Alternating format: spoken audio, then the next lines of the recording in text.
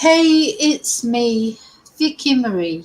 Good morning, good afternoon, or good evening, wherever you are in this crazy world we're living in. Sorry, I just had a drink, some Ribena, and it's gone down the wrong way. So, you're looking at a very sad Vicky Marie chats this morning.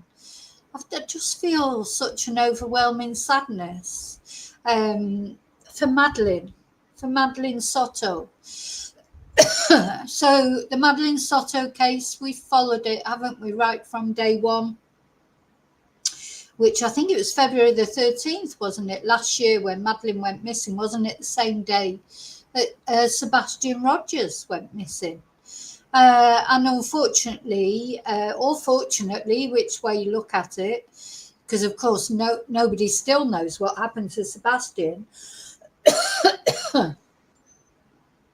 it was discovered quite quickly what had happened to Madeleine, but unfortunately, she was deceased, wasn't she? Her body was found. And not only that, as if that's not bad enough, it turned out that Madeleine had actually been being abused for many years, from a very young age, by sinister Stephan Stearns, her sort of pseudo stepfather. Don't know if you could call him a stepfather, because he and Jen, Madeleine's mother, Jen Soto, they never married, did they? Or, and it was a very on-off relationship. So I don't know if you could call him really a stepfather. He was like a pseudo stepfather. Yeah, and probably from the age of 8 or even younger. Madeleine, it turned out, had been being abused by this man.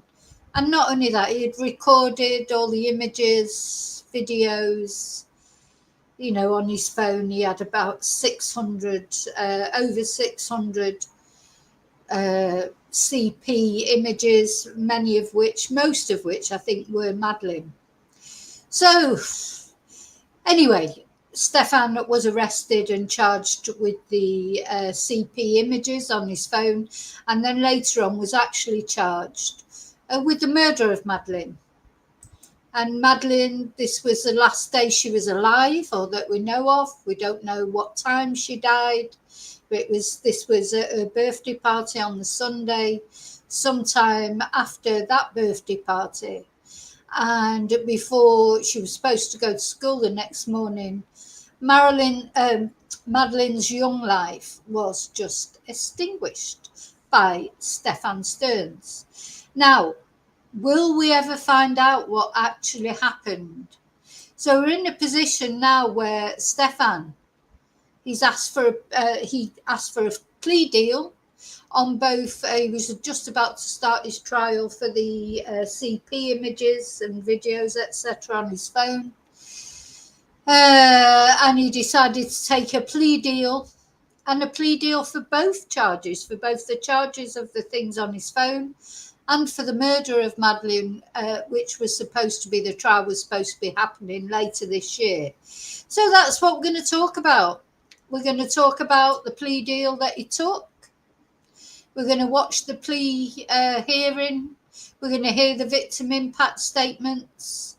And, this sadness that I feel, because these photos, we've got so used to looking at Madeleine's little face. We feel like we know her, even though obviously we don't. But there's never going to be, again, whenever I see these photos, there's never going to be any new photos of Madeleine, apart from what's already been in the public domain and what photos that have already been taken. Madeleine is frozen in time at 13 years old. She won't become a woman. She won't have children. She won't get married. She won't graduate from high school. She won't have a career. She won't do any of those things because Madeleine is deceased. And I think this is like a finality of Stephan taking that plea deal, and he's been sentenced as well, all in one day, all in one court hearing, after, over a year of the police collecting evidence. We've looked at evidence, we've looked at interviews, all that, and then he just takes a plea deal. Is it fair? Is it justice? Or is it a good thing that he took the plea deal? That's what we're going to be looking at. And what did the plea deal consist of? Very strange to me to plead no contest to a murder charge. To plead no contest. What the hell does that mean? No contest. So you're not saying it's not said he's guilty. He's not stood up there and said, I am guilty. So it makes you quite angry, really. But anyway, first of all, before we get into it, I want to say thank you to all of you for liking, for subscribing. Special thank you to all of you who've cared about Madeleine, followed this case from day one. Madeleine is at the centre of this case, and at the end of the day, it's Stephan Stearns that did what he did to her.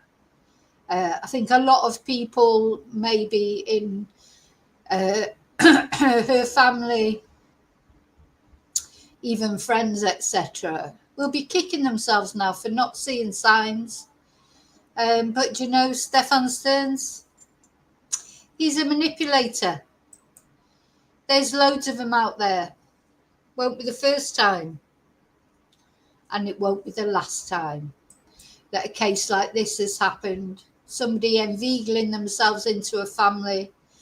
Maybe some of the family members, like the grandma, apparently was thinking, there's something a little bit strange. She didn't like him. But all the others, he was in the family. Even Madeleine's biological father did not suspect Stephan. So I don't think you can ever underestimate how manipulative people can be. Stephan's a prime example, isn't he? Because he's not an aggressive man, is he? He's not aggressive. He'll have groomed Madeleine for so long, and not only that, groomed her whole family. Anyway, so special thank you, of course, to my members. I think this week in Members Live we might have a full look at Stephan's arrest and unedited, and let him suffer a bit of humiliation. I'd just love to see Stephan Stearns being humiliated. I'd like to spread it right across the internet for what he did to Madeleine. He deserves humiliation. Who else? So, I want to say thank you to, special thank you to my members. It's rattling towards Thursday, which is Members Live, of course. Special thank you to those of you who've bought me Ko-fis, sent super stickers, PayPal'd me, ordered things from my shop. Don't forget, on the coffee page is the Vicky Marie shop, where you can order merchandise. I can customize anything for you as well. If you just drop me an email, tell me what you want, I can make it specially for you. You can even put your name on it. What else?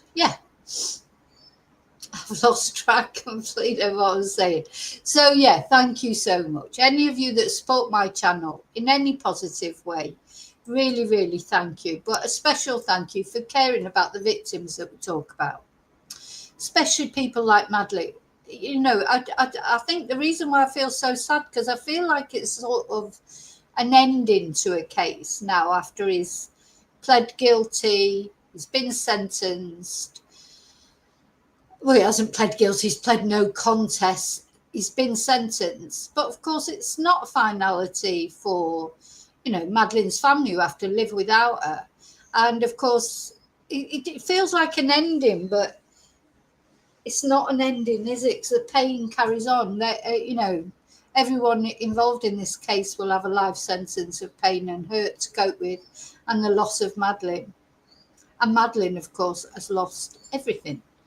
But anyway, I hope she's sort of safe where she is now, flying free around the universe or in the arms of Jesus, whichever way you want to look at it.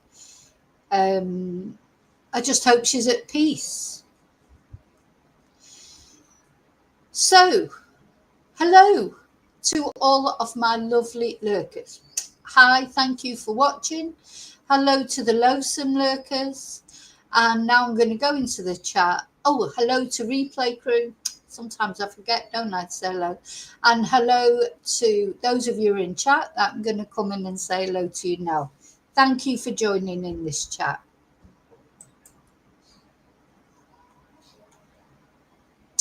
Hi, Joanne. Joanne, you got your notification. Hi, sheep farming. I'm good, thanks. Hope you are too. Hi, Lily. Hi, Bluebell.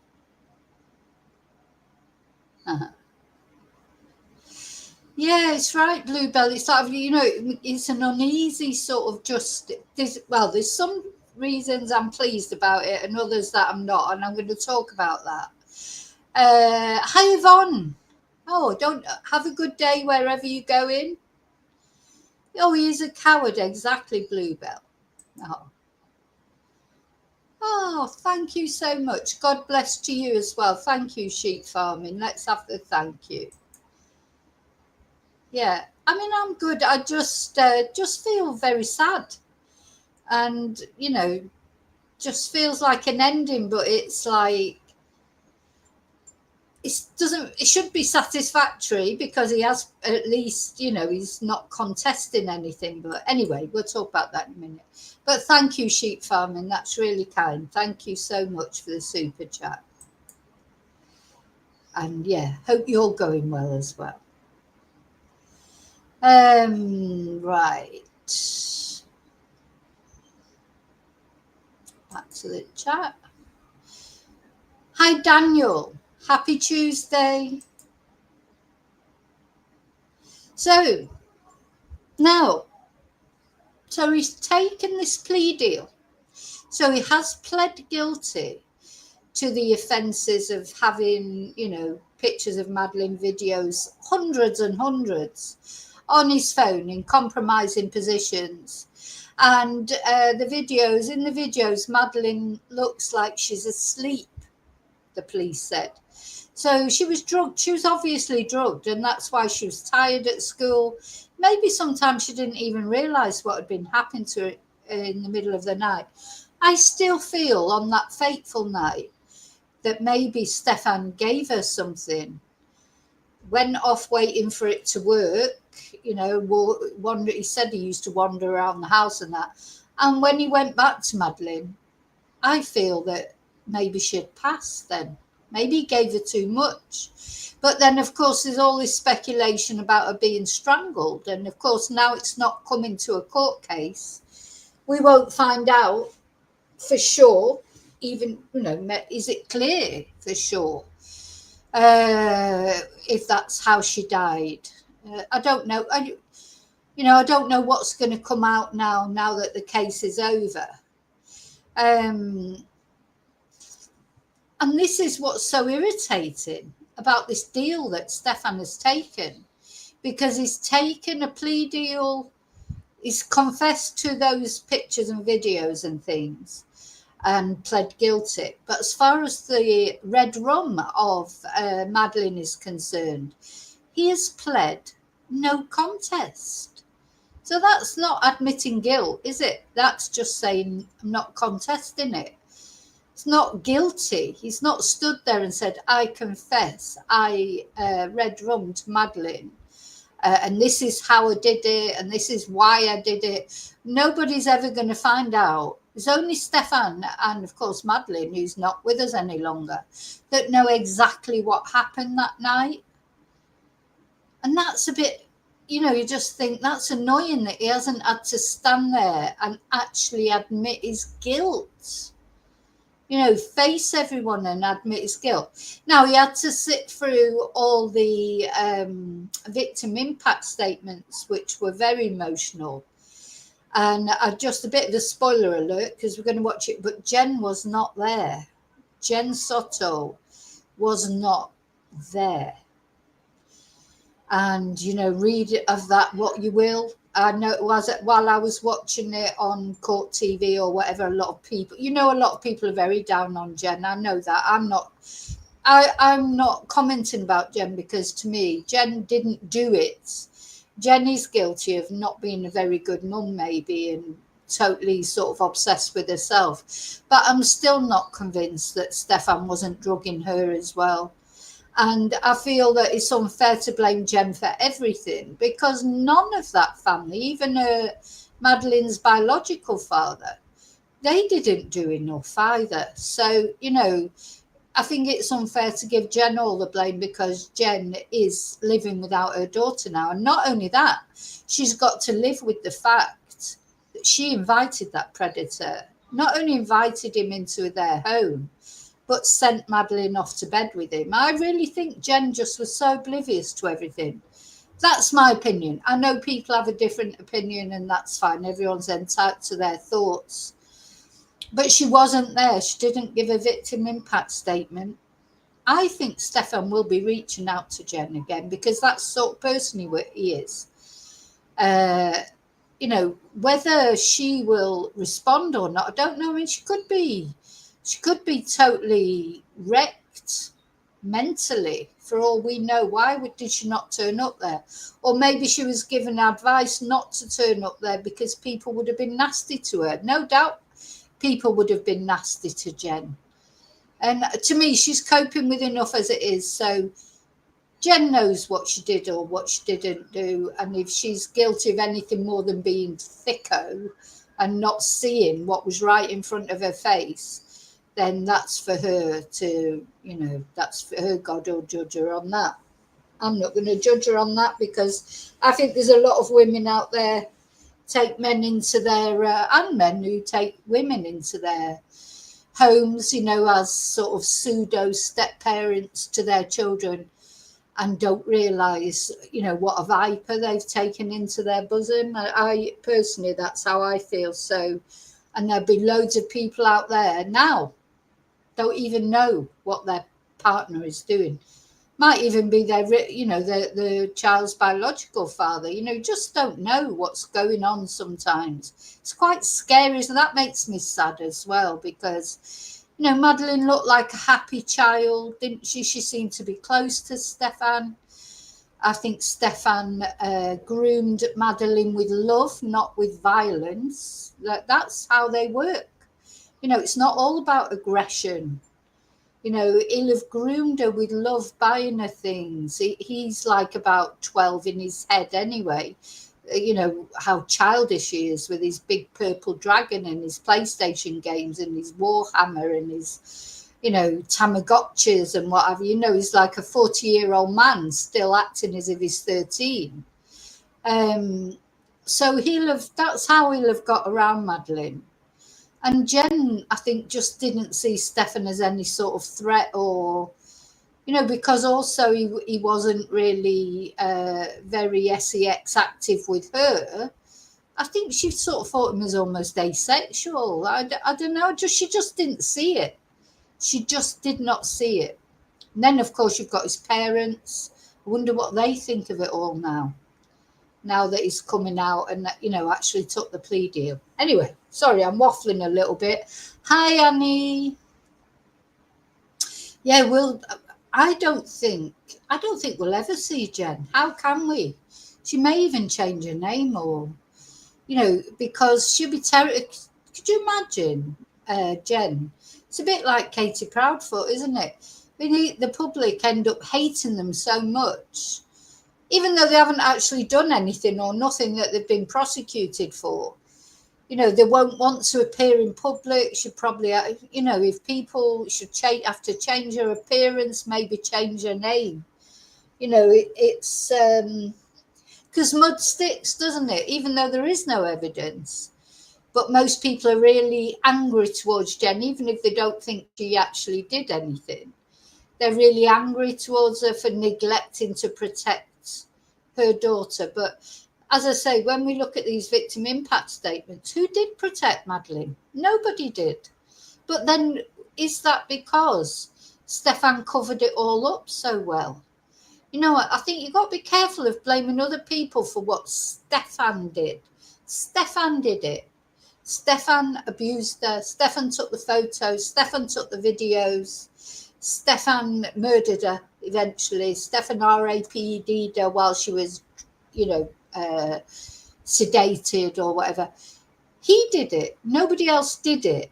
Now, people might have made it easier for him by not realising what a monster he was. But I think you've got to be careful from taking away how evil he is. But, he's still Mr. Prissy, Stephan. He's like, when he came to give his statement at the end, like, we'll see. Oh, my God, I was gasping, absolutely gasping, that he would have the cheek to say what he said and to say it in the way that he said it.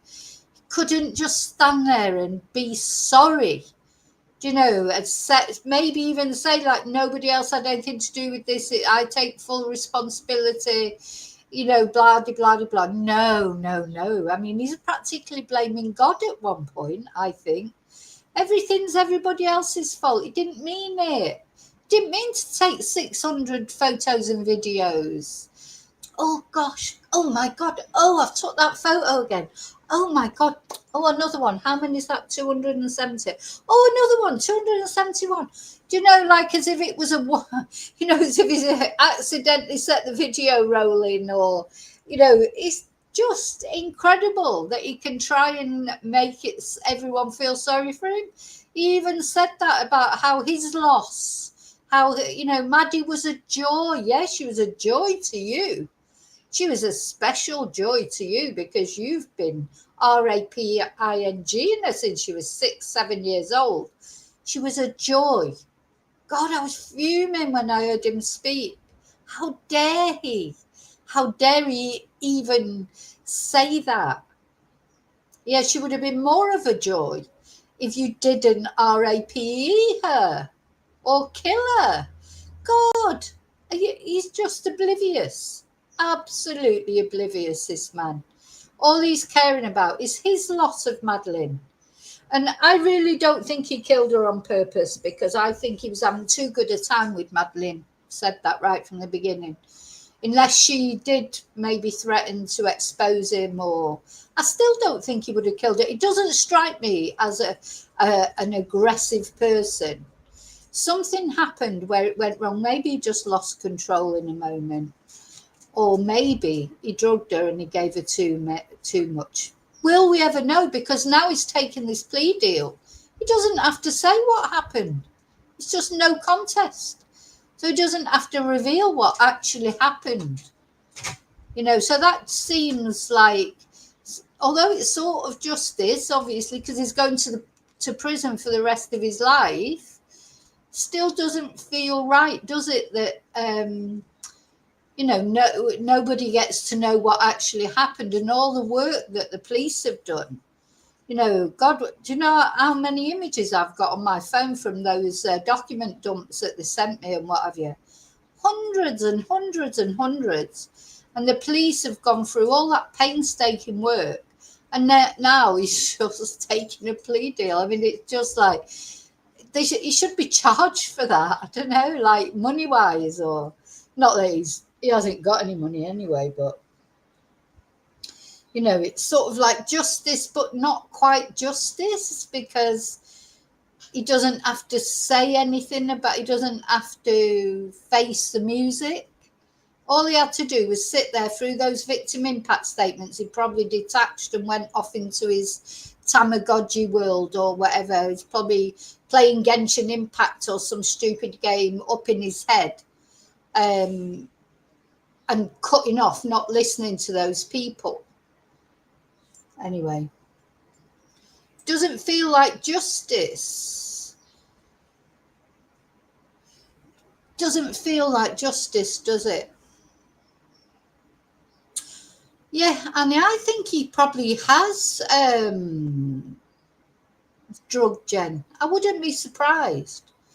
Yeah, Hi, Friday Tie-Day. Yeah, complete manipulative. I agree. I'm not like defending her in the sense of she should have been more switched on. Of course she should. But, we don't know because she wasn't in a good place anyway, was she? So, and then if he was definitely doubling up on her medication, I think. Probably even that night he doubled up on her medication. So he didn't want her waking up while he's in the middle of abusing Madeleine. And don't forget, the other people that were living in that house, they didn't know either. It wasn't only Jen. Nobody knew. Nobody suspected. He was probably going around slipping bloody sedatives into everyone's cocoa. I mean, don't forget, he had a history of it. He was supposed to have put SEMEN in girls' drinks when he was at high school, thinking it might make them pregnant. He's a disgusting man. Disgusting. That's the real Stephan Stearns. And then he gets all prissy like about other people. When he was talking about his friends, he'd been talking about, do they know that they're not supposed to do that? Yeah, well, you're not supposed to abuse 6-7-year-old girls, Stephan, but it didn't stop you, did it? It's just crazy. Anyway, in another way, he had to take a plea deal, really, didn't he? Because he would have got the death penalty. And his defence had tried to get the judge to rule that these videos and pictures couldn't be produced in court. Now, when that failed, really, I mean, because if they would have been successful with that, there would have been no case against Stephan.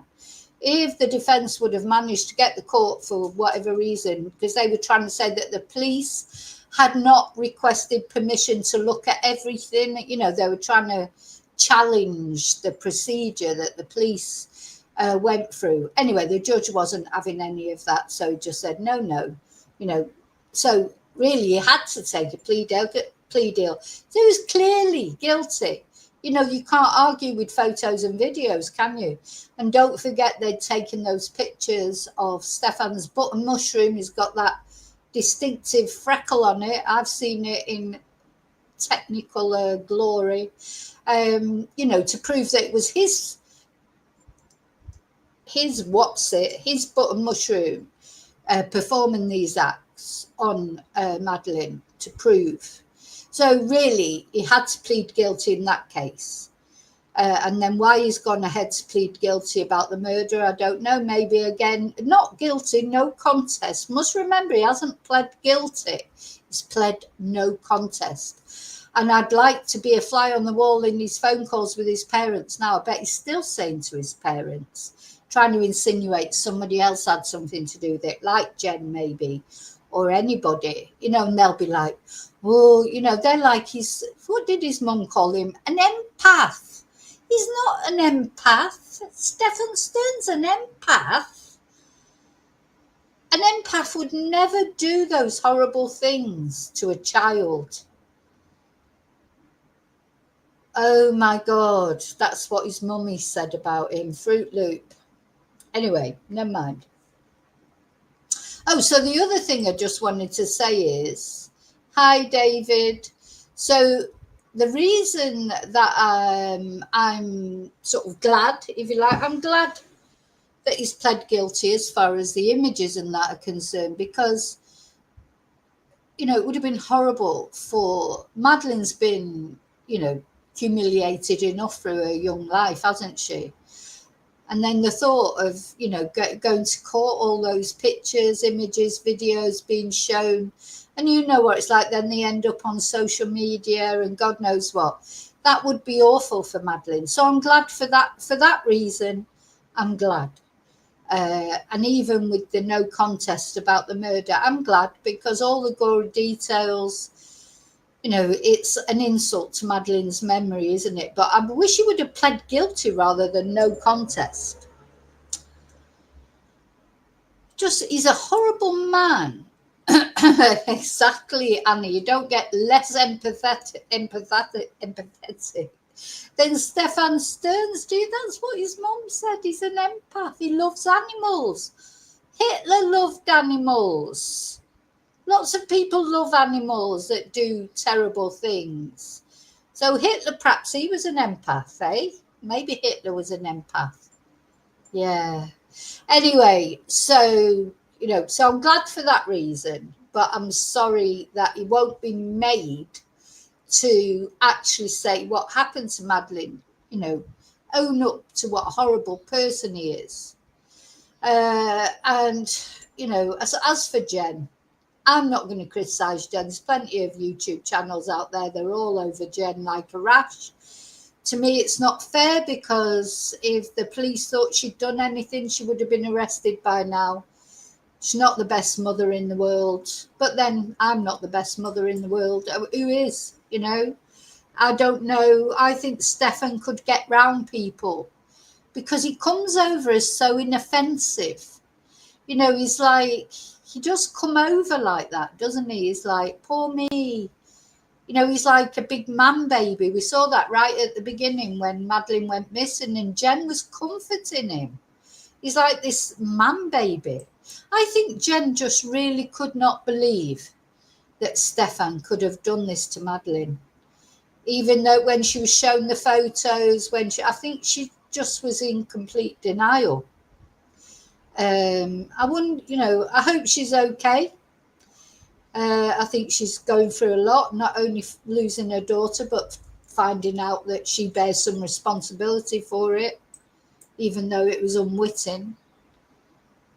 I just don't know how she's coping with losing Madeleine and, the responsibility that she bears. But it won't only be her. So we're going to see the victim impact statements, and you'll see, I bet there's a few of them that feel guilty that they did not see. So apparently she had a brilliant birthday party as far as the victim impact statements were concerned. I'm glad she looks happy. I hope she had a great day. But she didn't know that was her last day on earth, was it? Poor Madeleine. I think everyone let Madeleine down, really. But anyway. So let's have a look at the court hearing from the beginning. I'll probably chip in every now and again with a little comment like getting really angry. But I'll try not to interfere too much so you can hear. I pray to God. What's going on? We're going to watch the whole thing bit by bit. So get tea. And let's see. Wait, get to the beginning.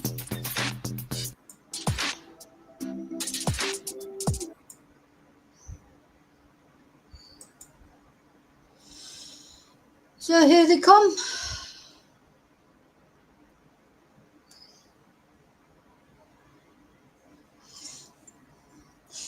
One thing I noticed during this court hearing, some of the police, like in the court, like this guy and others, the way sometimes they were looking at Stephan, they must think, God, just give me 5 minutes in a room with him.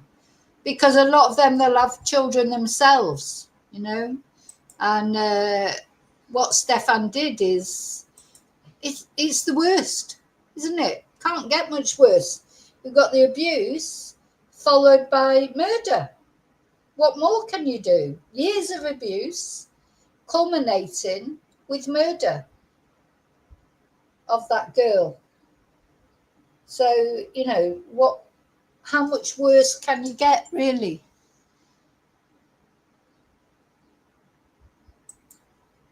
Here it is. I bet he didn't want to go there that day. At least the judge made him turn up. Look at him looking at him. That guy then. Sorry, I just got to look at it because I do like to see things like that. When, people are looking at him with contempt. Do like to see that, because we always have to remember, look at that guy's face. We always have to remember there's a lot of good men in the world. There's a lot of brilliant stepdads out there, adoptive dads, etc., or father figures.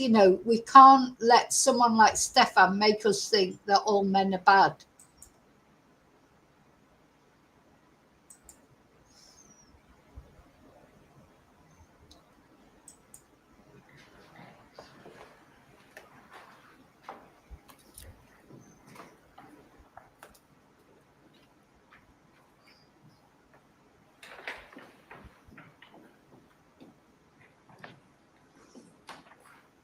State of Florida versus Stephan Michael Stearns, 2024, CF 1293, 2024, CF 632. Appearances for the record, beginning with the state, please. Danielle Pennell, William J. the state. On behalf of the defense. Alicia Smith. Beth Borden. Peter Mills, Alex Johnson. But you just, to me, just even looking at him, he's just feeling sorry for himself. He's in his head with his Tamagotchi or whatever. He's not, he never once says sorry directly to these people that are going to give their victim impact statement. He's sorry for what he's lost. He's not sorry for what anyone else has lost. He still feels he's had the special relationship with Madeleine, who was a bloody child, for God's sake. But because he's such a child in his head, he thought they were in a relationship.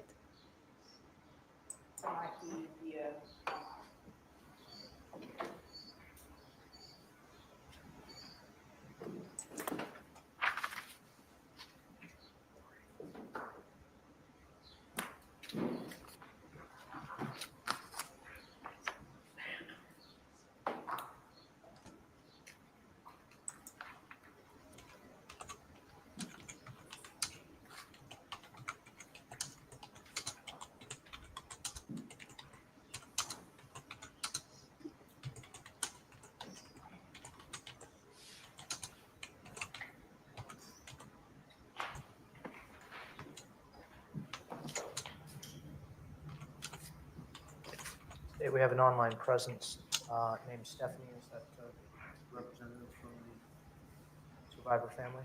Yeah, sure.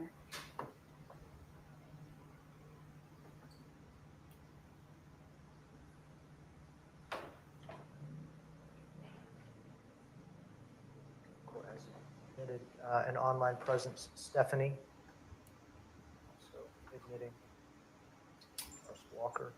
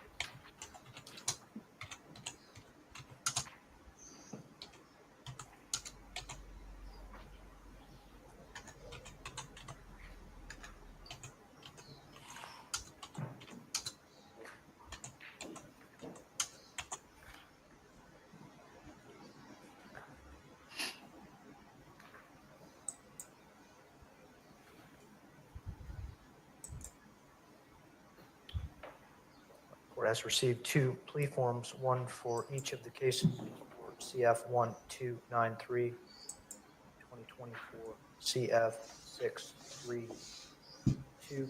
Court has also received an addendum to the plea form. Borden and Smith, do you wish to walk me through the terms of the agreement? Yes, Judge. Thanks.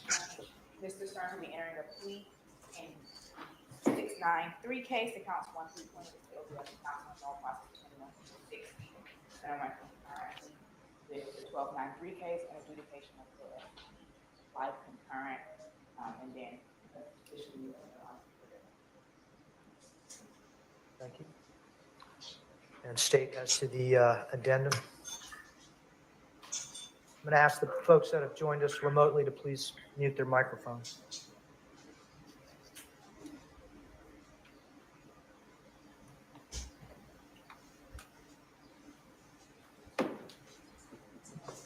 State any special considerations in the addendum to the plea form?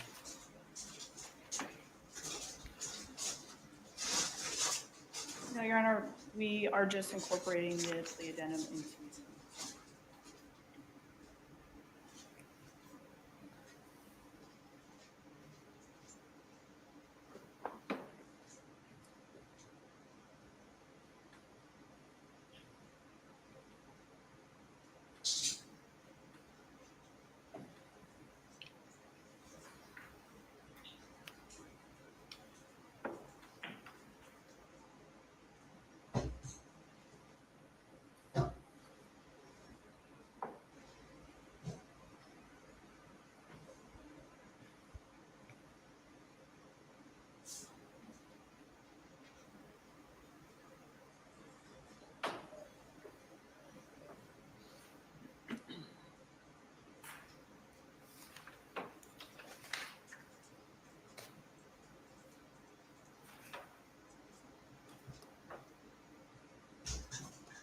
State of Florida filed a notice of intent to seek the penalty of death. That was on June 7th, 2024. State formally going to be withdrawing that notice of intent to seek the penalty of death. After the acceptance of the plea announcement. Thank you. Should that announcement be made by the state of Florida, the proposed sentence would be the maximum sentence allowed by law. I'm going to place you under oath. Please raise your right hand. Do you solemnly swear or affirm the testimony you are about to enter into this case to be the truth, the whole truth, and nothing but the truth, so help you God? I do. I have two plea forms in my hand. One document looks like this. Second document looks like this. They're each plea forms for your respective cases. They each have a signature. That signature is the same on both plea documents. That signature is next to my finger. Can you tell me if that is your signature? It's hard to tell from here. Deputy, will you provide these forms? Yes, Your Honor. Defendant?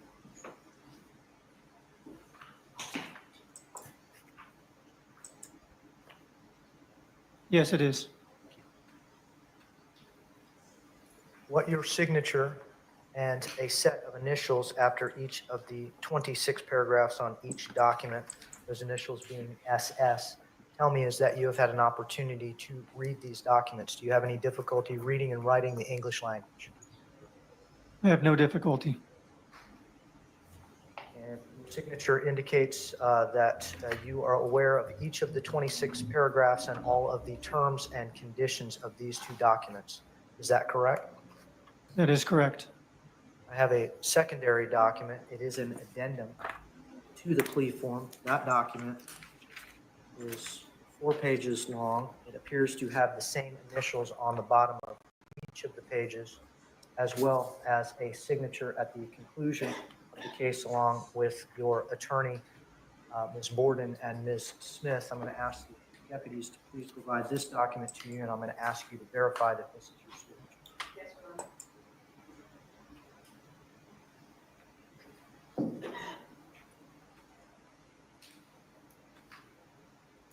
Yes, it is. What your signature on this document tells me is that you have had an opportunity to read this document, go over it with your attorneys, and you understand the 13 additional conditions of your plea agreement. Is that correct? That is correct.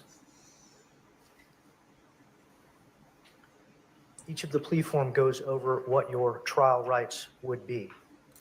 In 2024 CF 1293, you were charged with the allegation of first-degree premeditated murder. In 2024 CF 632, you are charged with 60 counts. The first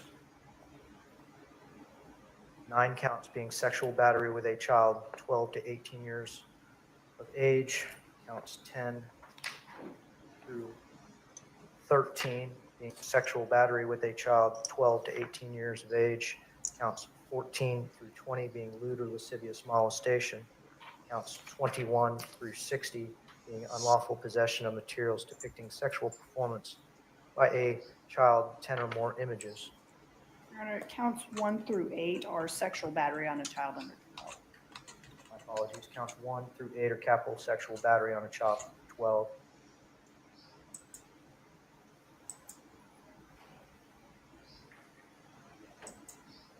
The plea form contemplates in 2024 CF 1293 1 count of murder, first degree, capital offense. Plea form on 24 CF 632 contemplates counts 1 through 8, 9 through 13, 14 through 20.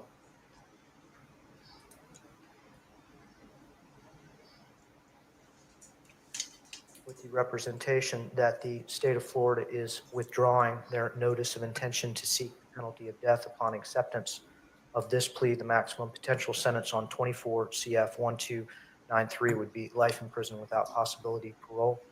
Has the maximum sentence been explained to you? Yes, Your Honor. In 24 CF 632, counts 1 through 8, the maximum potential sentence would be a mandatory sentence of life in prison without possibility of parole. 9 through 13 and 14 through 20 would be first-degree felony allegations with a maximum potential sentence of up to life in prison. You understand those maximum potential sentences on that case? Yes, Your Honor. Do you understand that you have a right to have a jury trial as to each of these allegations? And at the jury trial, the state of Florida would have to prove those allegations against you beyond and to the exclusion of every reasonable doubt. At that trial, your attorneys would be with you. They are experienced, board-certified criminal expert trial attorneys. They would be cross-examining witnesses, examining the evidence against you. You would have a right to present your own witnesses and your own evidence. If you had witnesses that did not want to come to court, you could have asked me to make them come to court with a subpoena. You could have spoke at your trial, or you could have exercised your right to remain silent and not spoken. That would have been your decision after you talked those decisions over with your attorneys, and your jury would have been instructed not to consider your decision to remain silent in any way in rendering a verdict. You would have had a right to have your trial recorded and appeal any errors that occurred in the process. Do you understand you are giving up all of your trial rights if the court accepts this plea? Because I will be imposing the sentence that you have agreed with the state of Florida to be imposed upon you, and we will not be having a trial on any of these matters. You understand those things? I understand. And Your Honor, just for record purposes, counts 9 through 13 are first-degree felonies punishable by life, as the court indicated. Count 14 through 20 are actually life felonies.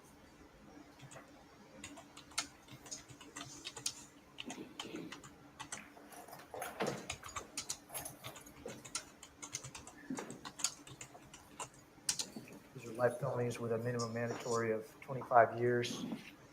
Is life a required sentence, or would that be a punishable by life offense? It's a life, punishable by life offense.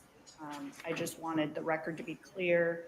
This court indicated first-degree felonies, punishable by life. I just wanted the record to be clear that 14 through 20 are life felonies with 25-year minimum mandatories.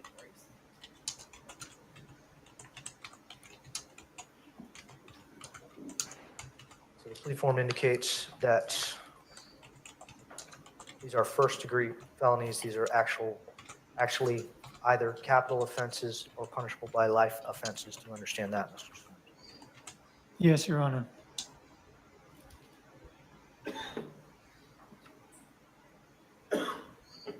Is anyone forcing you or pressuring you into make the decision to resolve your case this way? No, Your Honor. Has anyone made you any other promises other than what has been presented to you as the agreed-upon sentence? No, Your Honor. Are you under the influence of any alcohol, drugs, or mental issues that cause you not to understand the decision that you are making? I am not. You understand if you are not a United States citizen, that entry of this plea would subject you to deportation proceedings. Yes. If you ever before had been convicted of a sexually violent or a sexually motivated offense, entry of this plea would have subjected you to involuntary civil commitment at the conclusion of any incarcerative sentence. You understand that's the state of Florida law. Yes. Ms. Smith, do you have any competency concerns regarding Mr. Stern's fitness to accept this plea agreement? No, Judge. Ms. Borden? No, Your Honor.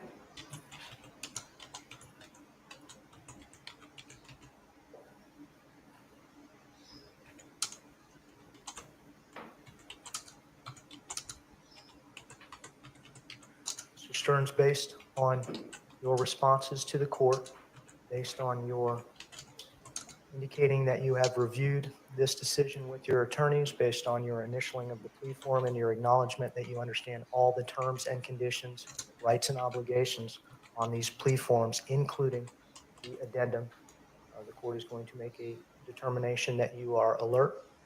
You have had an opportunity to discuss this with your attorneys, that you are making this decision freely and voluntarily and without coercion. The court accepts your plea. Let me see the attorneys.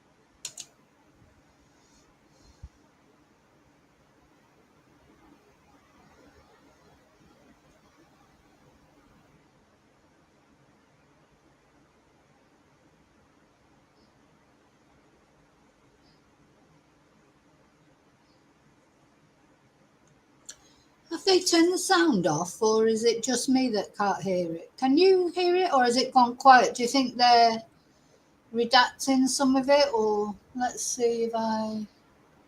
Why has it all gone quiet?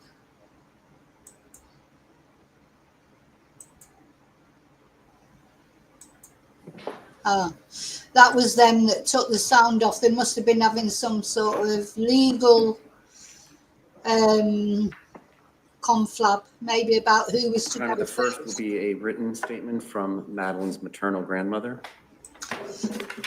So now, Madeleine's grandmother, Jen's mum, she didn't turn up either, but she sent a written statement to be read. Now, she's the only one, really, I think, who actively did not like Stephan and didn't hide it.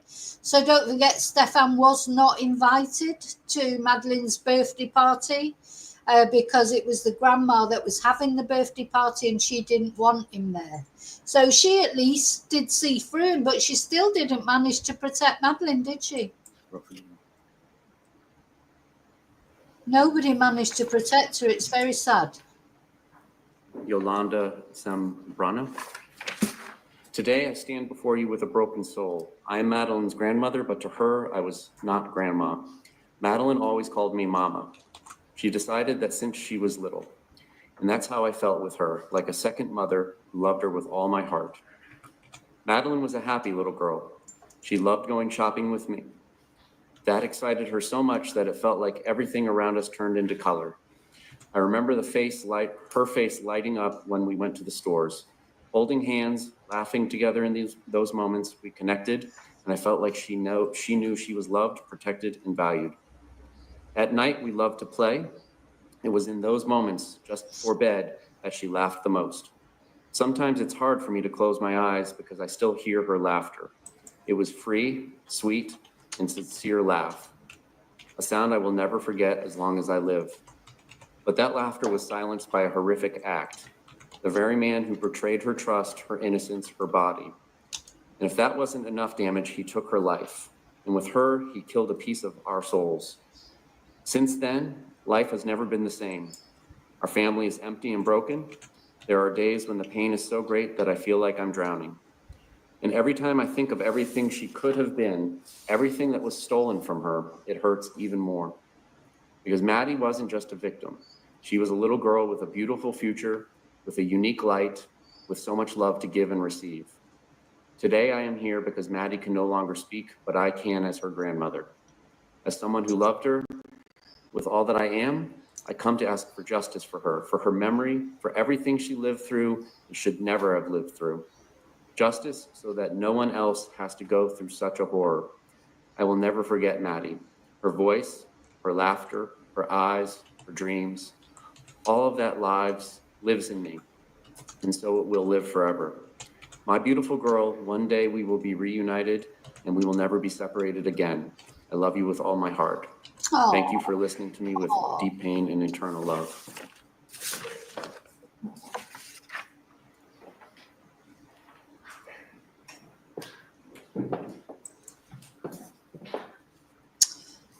Right, let's have a look. This is a statement from Angelica. What, she's here? Is she in the? So these are like Jen's sisters, I think, aren't they? What is that? Her or that her? Doesn't look like her to me. Where is she? Or is she here? Can you? Which? This one I thought was Jen when I first saw her. That must be one of Jen's sisters, surely. So, is it? Is she one of these ladies here? I don't think the woman in the black shirt. Let's have a look. This lady here. Yeah. Not this lady. That's not the grandma. So you mean this lady? Doesn't look like her from pictures I've seen of her before. I don't think English is her first language. Is it? So maybe it was, well, apart from the fact you would probably start crying, you know, I don't think English is I've seen some interviews in Spanish with her. And just have a look at a photo of her.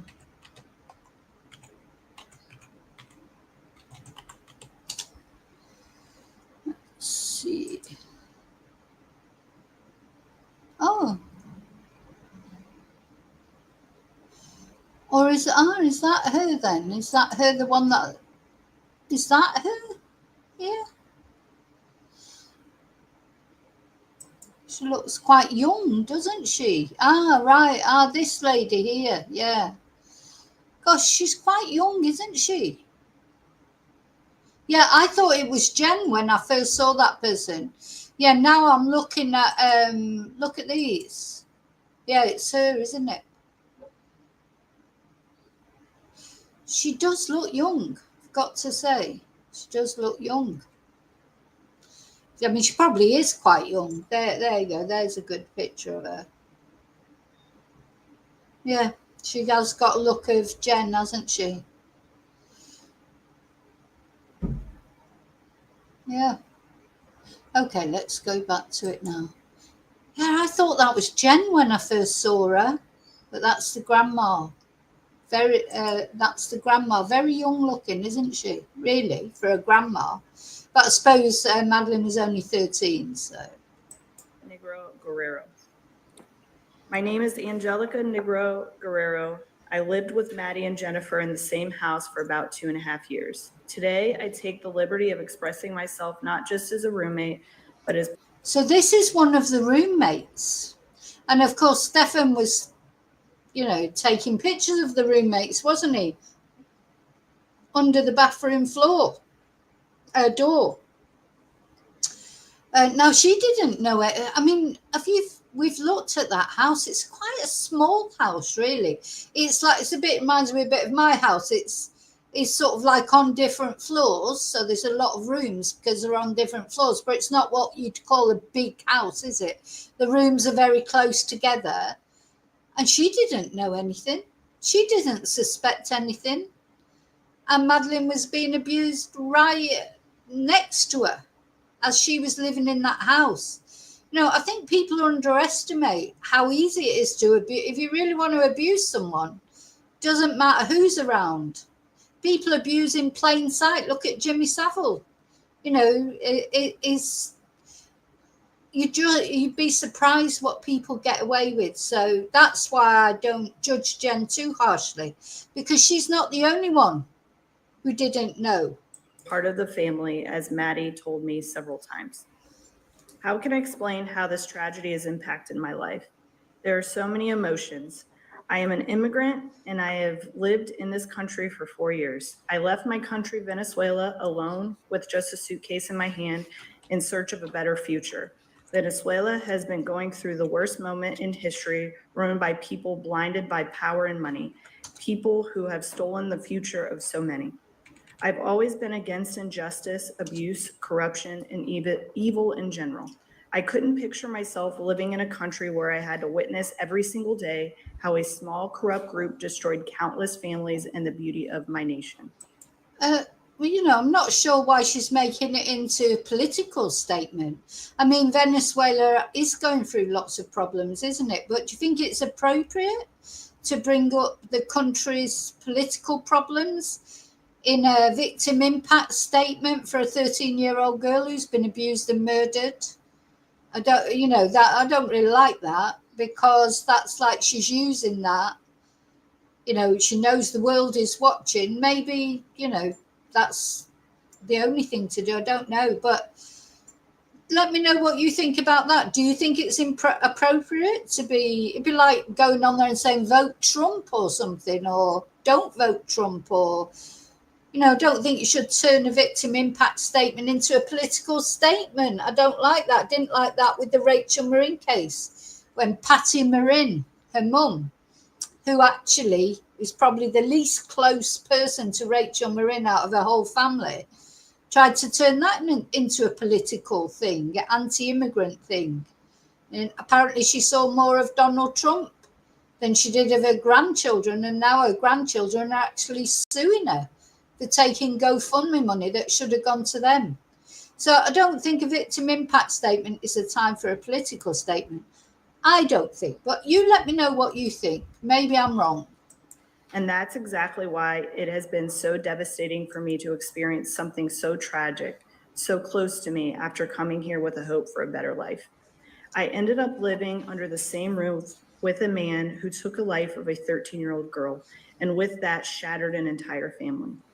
What is the point of having dreams, plans, and opportunities if there is no life? If there is so much evil in the world? How can I explain what I felt and how this has affected me, especially considering that this same man took nude photos of my body without my consent, violating my privacy? I felt invaded, outraged, degraded, anguished, and absolutely shattered. I constantly think that my life was in danger too. I could have died. I am also a victim. And the only reason I'm sorry. I know. I mean, yeah, she was a victim. She is a victim. Maybe that should be a separate charge, but she's making it a bit about her. That's how it feels to me. Sorry. It does. It's about Madeleine, this. Now, if she has a separate, maybe should be charged for that separately, but it's just what I think. The reason I'm here to write this is because God is great and I know I'm under his protection. This has affected my emotional, physical, and financial stability. I haven't been able to live with strangers ever again. Right now, I rent an apartment by myself. I pay it with all my effort just to feel safe and at peace. If I already had trouble trusting people before, now it's even harder. I can't imagine even handling a neighbor too close because it gives me anxiety. I tried to get psychological help to move forward, but this is something that will forever remain in my memory and continue to affect me deeply. To this day, I wish I could wake up and realize none of this ever happened, that this was just a nightmare. I wish I could still be spending time with Maddie, making her arepas with cheese and butter like she loved, and practicing our languages together. Me learning English and her learning Spanish. I'll never forget the words she always told Jennifer. Mommy, I would love to learn Spanish so I can talk a lot with Angelica. I think about all the time, and I wish it had been me who spoke English fluently back then. Maybe she would have opened up to me about the hell she was going through with that horrible man. I want justice for Madeleine and for all the girls and women who. Well, her English is pretty good now, isn't it? She must have been practicing it. There's nothing wrong with her English, that's for sure. If there was back then, it's only a year ago. But yeah, it's sweet, really. I didn't realise Madeleine couldn't speak Spanish because, of course, half her family was Spanish. Have lived through something similar. I want him to pay for all the pain he caused her and the beautiful family I love with all my heart. I send all my love to the sky to Madeleine so her soul may find peace. Angelica.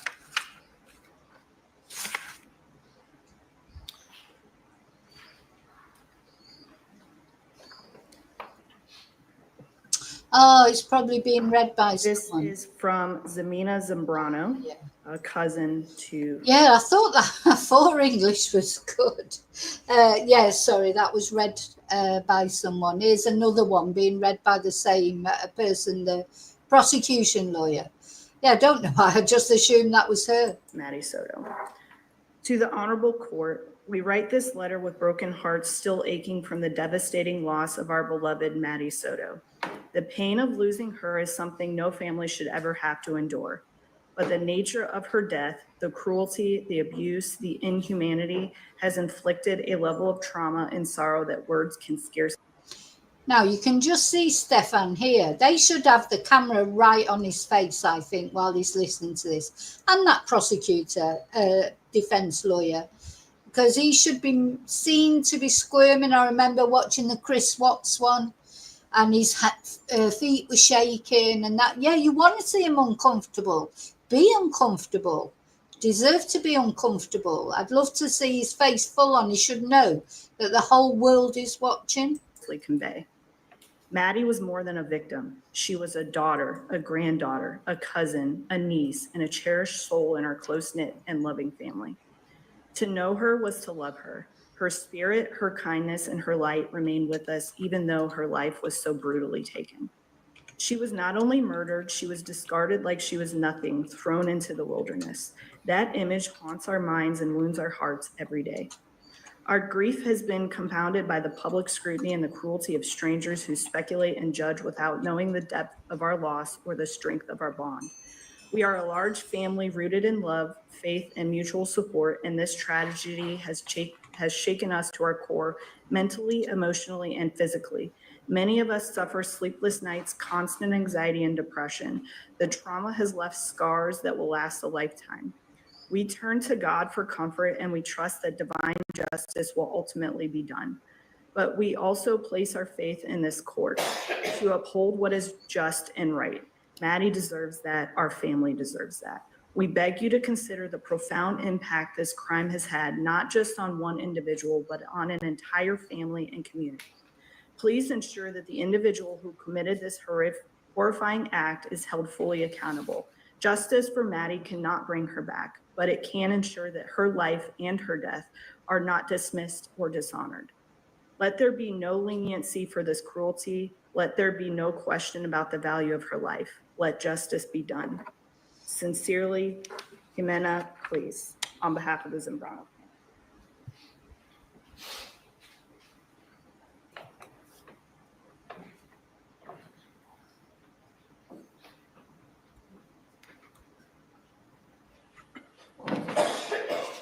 Ma'am, can you tell the court your name? My name is Letizia Nunez. I was Madeleine's aunt. Can you spell your first and last name for the court report? Letizia, last name Nunez, Nunez.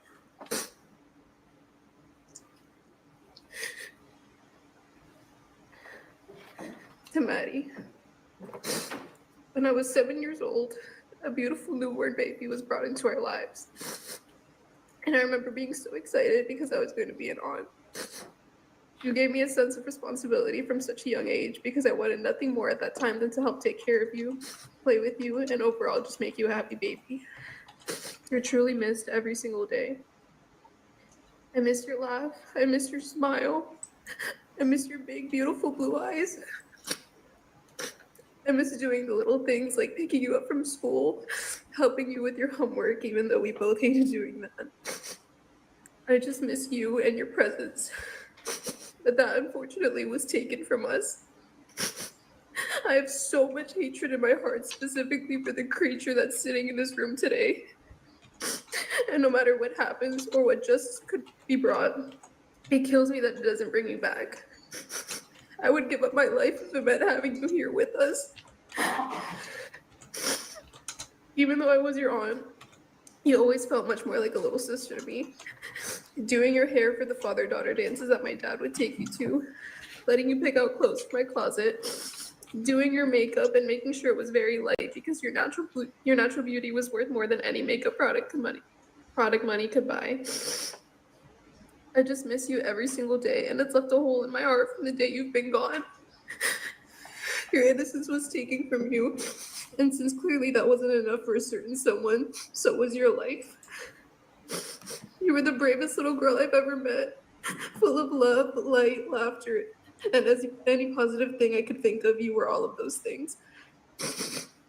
I'm so blessed to have spent 13 years with someone so wonderful, and you're going to live on through all of us. Not because of what happened to you, because that didn't define who you were. I'm going to make sure my future kids know who you are, and make sure my grandkids know who you are, and so on. Today I sit here before everyone, and all I can say is that despite what anyone thinks they know, you were so loved by each and every one of your family members, and I know you left this world knowing that. I know it would pain you to see what people have to say about your loved ones, but what I think of it all is that, and what I'd want you to think up in heaven is that it's all just noise. And I find comfort in the fact that we, your family, know you were beyond loved and beyond cared for. I'm so sorry we found out too late. But despite everything that was happening to you behind closed doors, you still remained one of the happiest human beings I've ever met. Someone who loved us deeply and made us all smile. Trying to find light in this horrible situation is very difficult, but one thing I am grateful for is that your last day on this earth was everything you wanted and more. Yeah, the thing is they didn't know. Nobody suspected anything. Although the grandma might not have liked Stephan, none of them suspected anything for years, including Madeleine's dad, biological dad. He's going to give a statement in a moment. So this is what we have to remember. Stephan Stearns is clever. You got the birthday you asked for. Your best friends were able to be with you. We cooked the food you specifically asked for. And overall, I have the memory of sitting outside by my pool looking at you and your friends and just thinking, I'm so glad she's having a great time. And look at how grown up she is. How she's blossoming into such an amazing young woman. I could go on forever, but I just want to leave this here by saying I love you so much. And I miss you endlessly. Everything I do from now on, any accomplishments, any decisions I make, anything that happens in my life, I'm going to do it for you and in your honor. I love you, Madeleine Sophia Soto, and I hope you're resting peacefully now.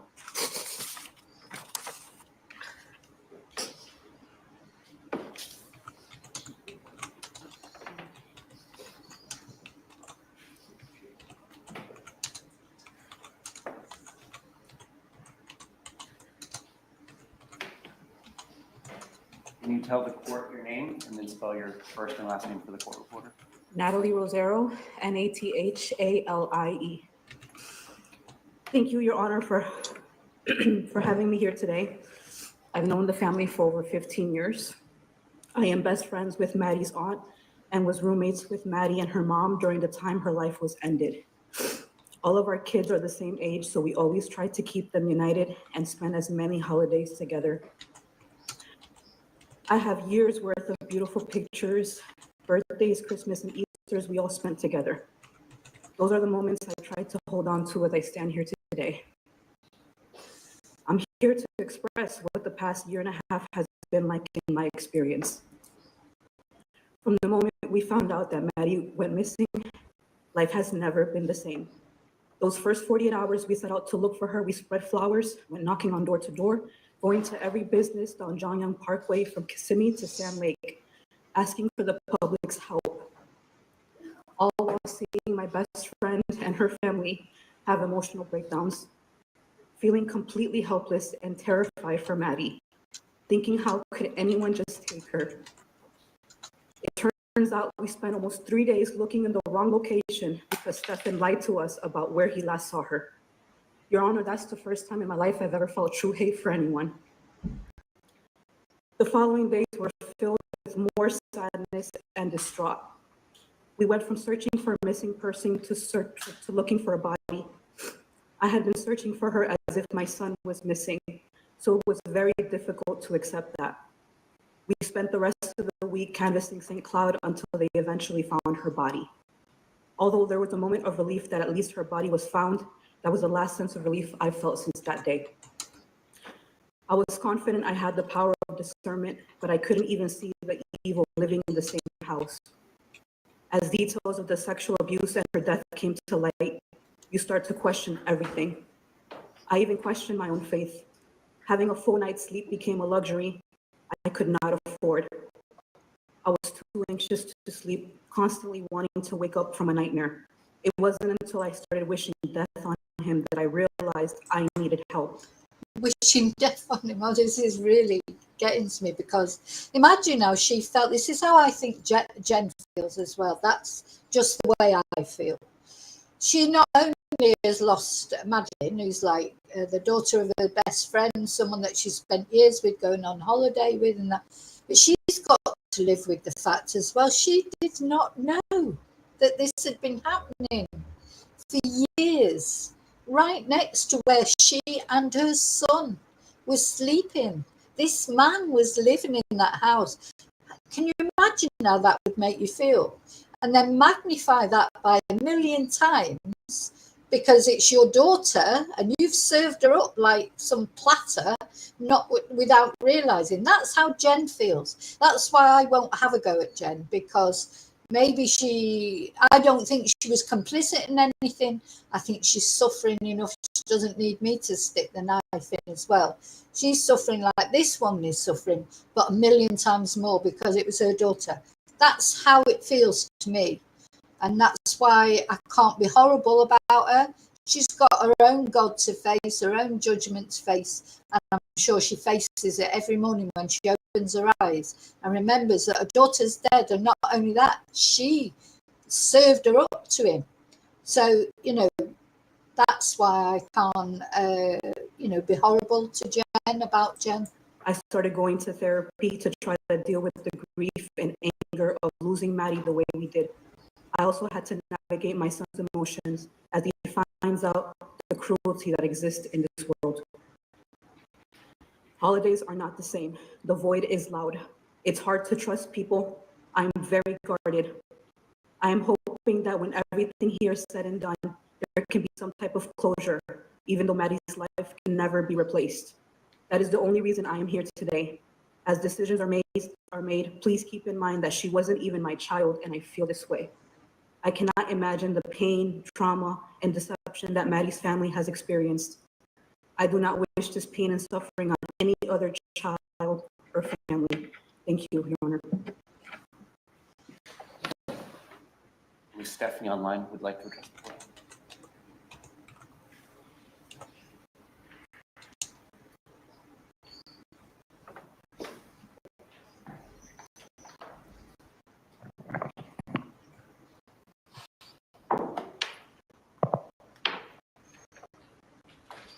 We're joined by an online presence. Stephanie, you may unmute your microphone and let the court know how this has affected your family and yourself.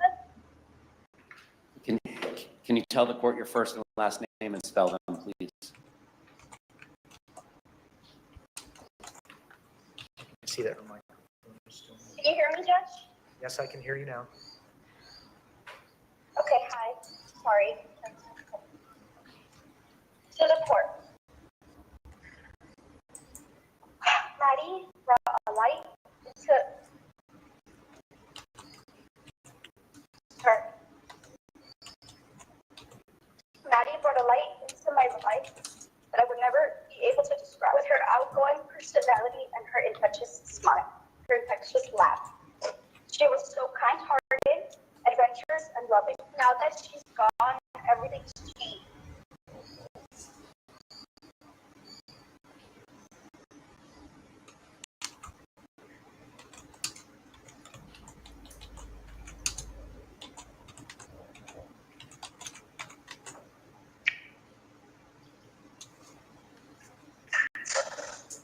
The silence where her laughter used to be is nothing. The hole in my heart is bottomless, and the pain is indescribable.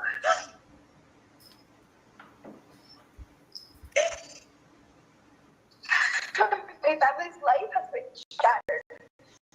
What we've endured and what we will continue to endure for the rest of our lives is a kind of pain that I do not wish on anyone.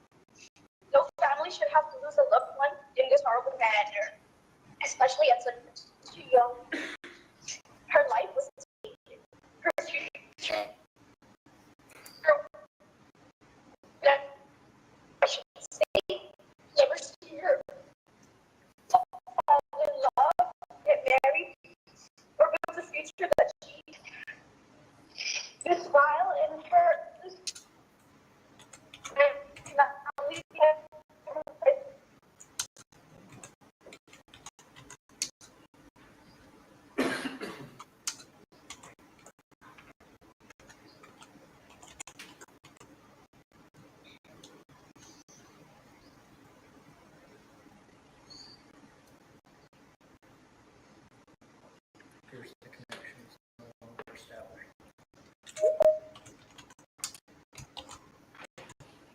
turn it. I can finish reading.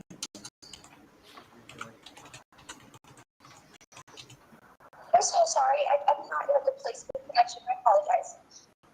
You may continue. We can This hear you. file and heartless crime has not only affected and traumatized my family, but so many other families as well. It has also impacted her friends, all of those who knew her, as well as there are nights where I can't sleep, nights where I wake up gasping for air, haunted by what Maddie must have gone through.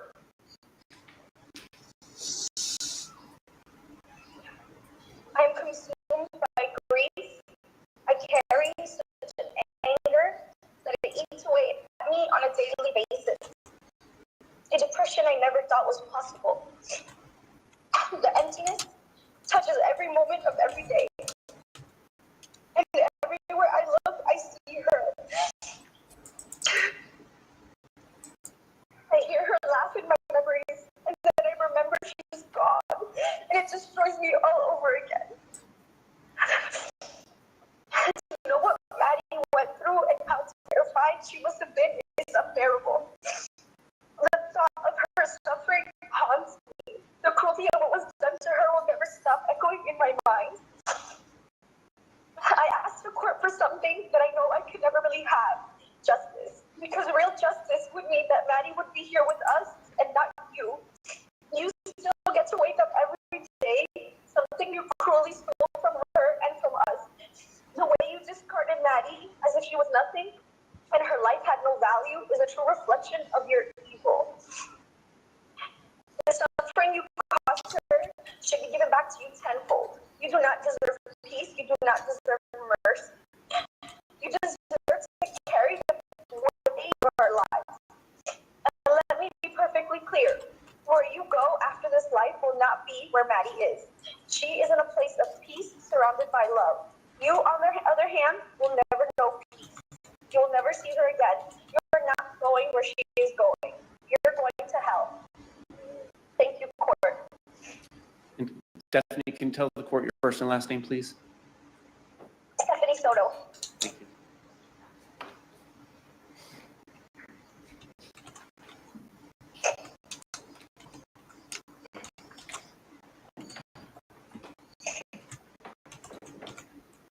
Stephanie Soto. Did you get it? I'm sorry. So that we can hear you. Thank you for your statement. Thank you.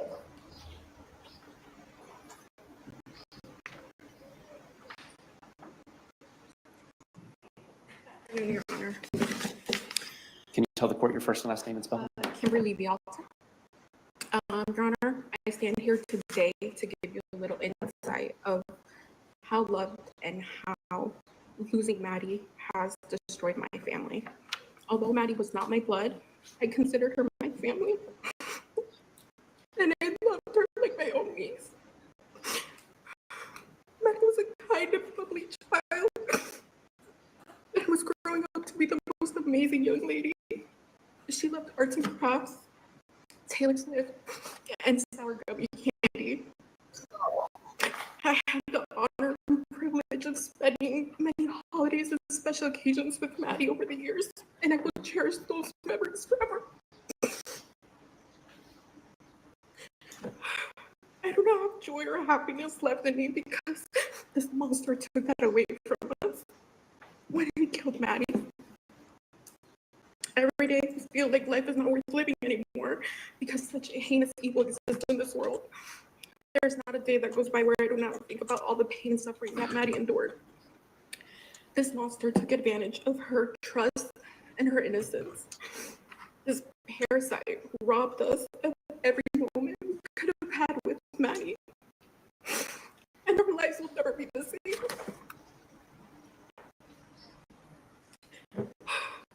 A life sentence is not punishment enough for what he did to Maddie.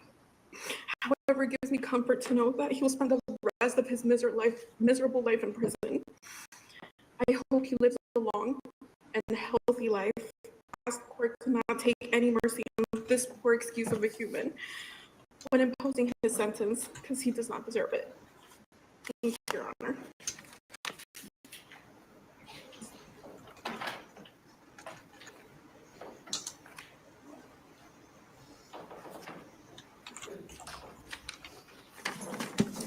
Can you let the court know your names? My name is Tyler Wallace. Tatiana Wallace. Tyler, what's your relationship to Madeleine Soto? Madeleine Soto was my daughter. Go ahead. Madeleine Soto was my daughter. She was happiness. She was a joy to be around. She was quirky and intelligent. She was curious. A little forgetful like me too. That happens sometimes, but I just loved her so much.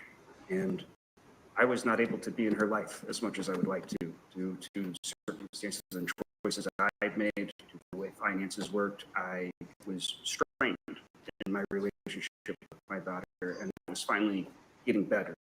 The last time I saw her was in October of 2023, when she had come to visit for a few days. And when I took her back to the airport, I said, you're turning 13 soon. When you turn 13, you have a choice of which guardian you're interested in staying with. Would you like to stay with me and talk to you? And she said, yes, that she would. And so I was this close to having my little girl, sir. Because of the actions of this depraved man, I will never meet the woman she was becoming. And I can't grasp it. I can't grasp the selfishness of you, the deplorability of your actions. You're depraved. You're weak. You're a coward. You're a sneak thief. You crept into a family and took advantage and exploited them when they were weak.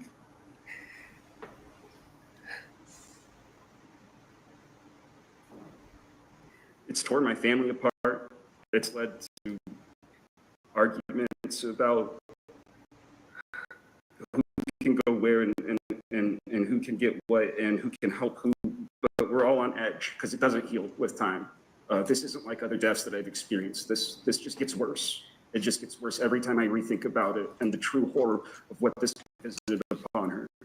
And I can only hope that he lives a long time in prison and has those same horrors revisited upon him by his fellow inmates. Thank you.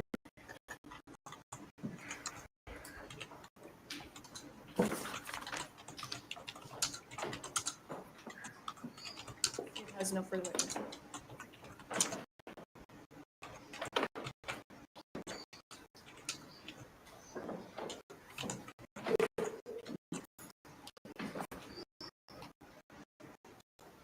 Defense prior to sentencing.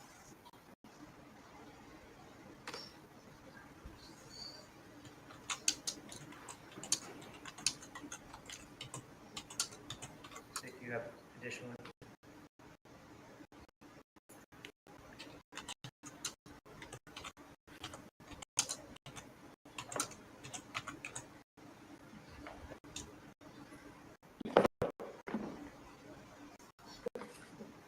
Can you please tell the court your name? Okay, my name is Leslie Bajalta.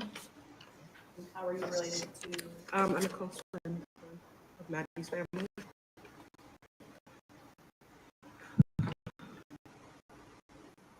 Most people only know Maddie as the victim of a heinous crime. But I'd like to talk about Maddie today, and I'd like to share something. This Maddie was. She was an amazing swimmer. She was a fast learner. The moment she set her mind to something, she did it. That's how she was about everything. She dove into everything head first, and she was so resilient. She had the most beautiful smile. It lit up her entire life. Every Christmas, every Thanksgiving, I was so excited to see her, to talk to her about her life. She was so curious. She was so smart. She could sing. She loved to perform for us. I enjoyed watching Brooklyn Nine-Nine and Bob's Burgers. She even dressed up as Louise one year for Halloween. And I loved her witty, outspoken personality. She's so funny. And that's how I want everyone to leave here thinking about her, remembering her. She lost a lot of privacy towards the end of her life. And I want her to be remembered by her amazing qualities, not the abuse she endured and the exploitation she endured by her abuser. I'll forever celebrate her in my heart and out loud. Maddie was too good for the world, and she did not deserve any of this. Ever since she's been gone, our family, our joy, everything is destroyed. No one smiles anymore. No one laughs. Most days I can't even leave my house. I feel like I can't breathe. And I'm not even her blood relative. I was just so lucky to be a part of her life. He took Maddie away from us. He took away her whole childhood. He took away all her potential that we saw in her, and he took everything from us. And now it's time for him to reap what he sows. This disgusting parasite stole Maddie's youth, her innocence, her life, her joy. He has stolen her sense of safety. I can't sleep. Every time I close my eyes, I see his disgusting face. I can imagine what he did to her. I know every detail. I've read everything. I will never bring children into this world because of people like him, depraved, disgusting maggots. I definitely do not. I please ask the court to prosecute him to the fullest extent. Show no mercy, exactly how he did Maddie. Justice for Maddie. Thank you. Okay. Nothing further. Any input prior to Yes, Your Honor, we would like to thank the State Attorney's Office for sparing Mr. Stearns' life. And we do sincerely hope that this will bring closure and help to start the healing process for Ms. Souza.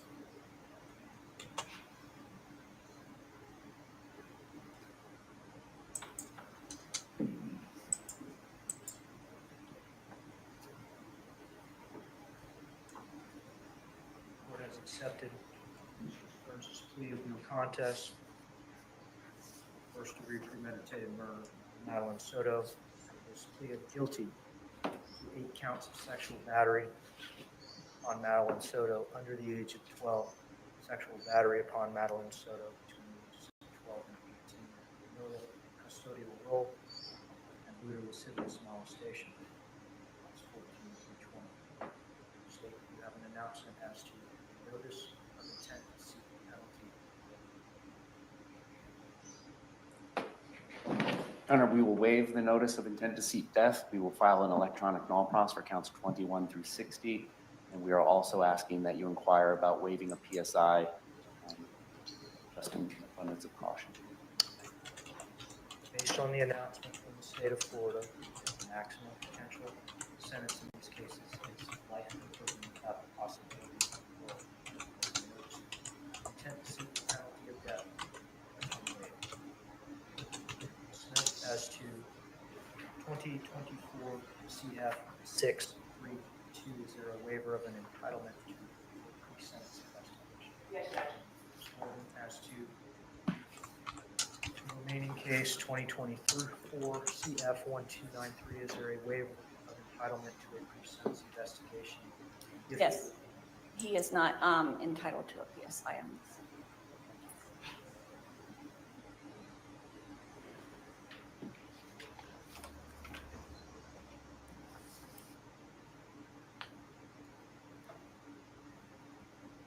The board has had an opportunity to hear the anguish and the fury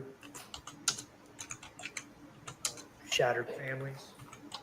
Everyone in the gallery has had an opportunity to hear the anguish and the fury of community mourning and permanently diminished. Folks joining us around the state and the country remotely have heard the opportunity to hear the anguish and fury of the meaningful future that was stolen. This beautiful promise of Madeleine Soto's life extinguished.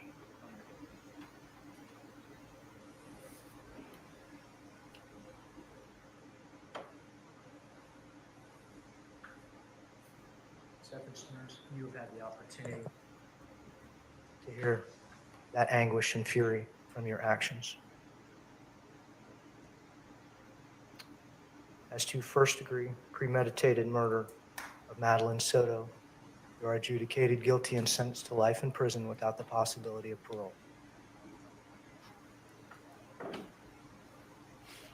As to the capital sexual battery of Madeleine Soto while she was under the age of 12, for each count you are sentenced to life in prison without the possibility of parole. For the sexual battery of Madeleine Soto between the ages of 12 and 18, you are adjudicated guilty and sentenced to life in prison without the possibility of parole.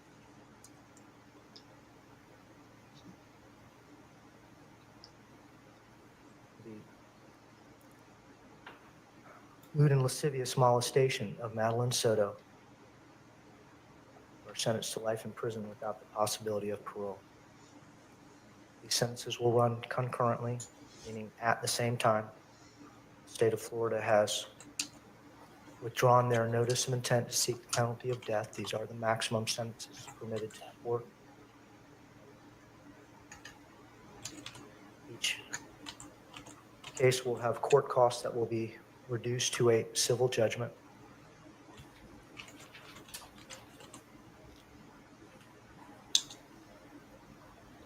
(2024) CF 632, court costs are $11,163. As to 24 CF 1293, $666. The court incorporates the addendum to the plea form as to each plea in 2024 CF 632 and 2024 CF 1293. Not announced.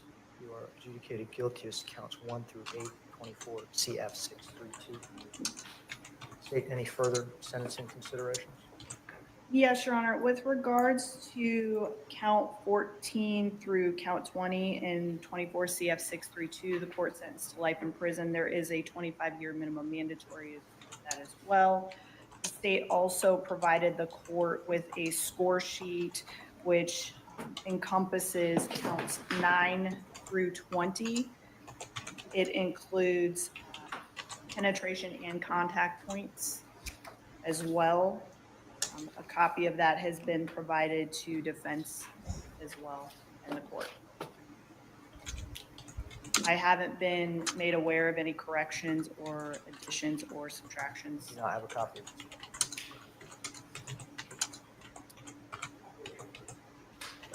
Should be with the plea form, Your Honor. It's not. I need a copy of the score sheet, please.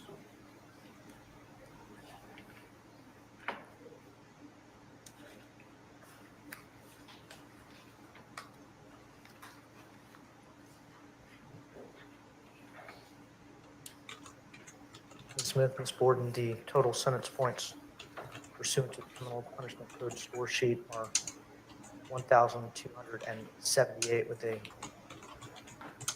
lowest permissible prison sentence in months of 937.5 months. That doesn't include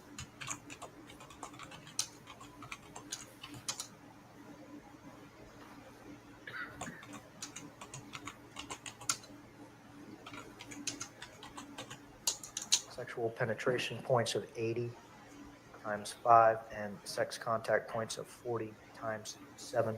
Any errors, corrections, or omissions to the score sheet? Ms. Smith? Ms. Borden? No, Your Honor. 25-year minimum mandatory sentence as to the counts requiring a minimum mandatory sentence are imposed.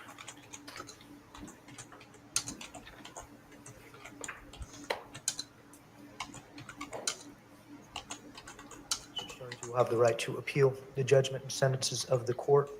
If you wish to do so, you must do so in writing within the next 30 days. If you cannot afford an attorney, one will be appointed for you.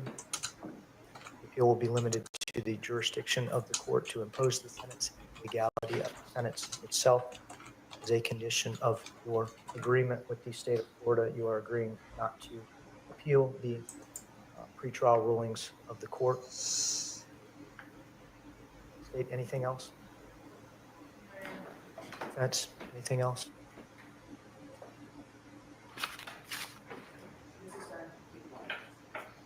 Thank you. Let's place Mr. Stearns under, he's been previously placed under oath. Yes, Your Honor, I would like to make a brief statement. I agree that it's not fair that Madeleine is not here anymore.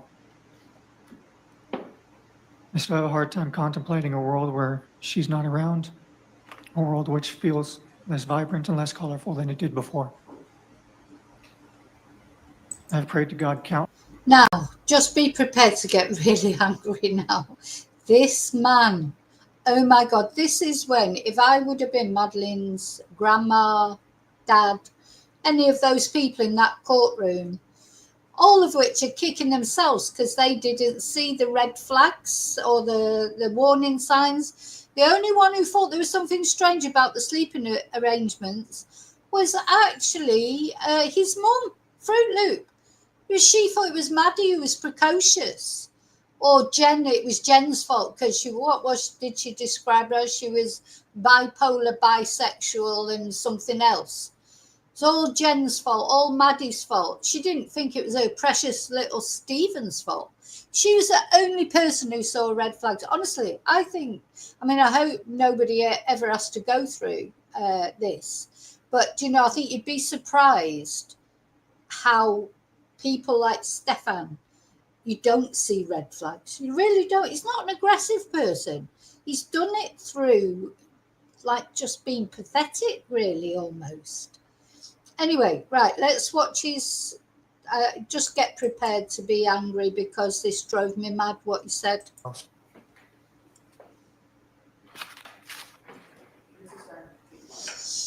That defense lawyer should be ashamed of herself. Let's place Mr. Stearns under, he's been previously placed under oath. Yes, Your Honor, I would like to make a brief statement. Me. I agree that it's not fair that Madeleine is not here anymore. I still have a hard time contemplating a world where she's not around, a world which feels less vibrant and less colorful than it did before. Yeah.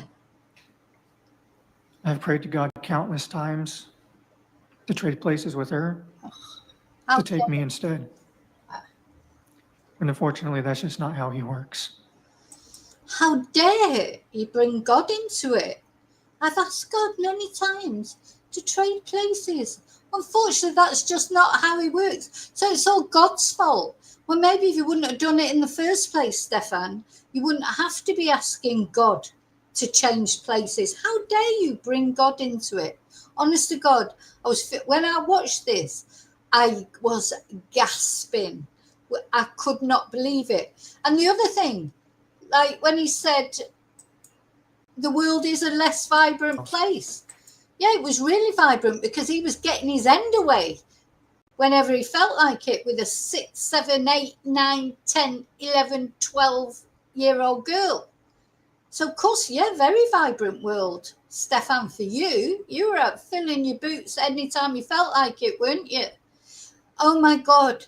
How dare he? How dare he? What he should have said is, I'm so sorry. I'm a total piece of shit. I shouldn't have done these things to Madeleine. I shouldn't have killed her. I'm so sorry. He's brought it all around to him. It's all like, oh, yes, I can't imagine a world without Madeleine. Oh, poor me. I'm suffering because I haven't got Madeleine anymore. Oh, my God. Fuming. I was fuming. Let me just put it on again. And he never says sorry properly.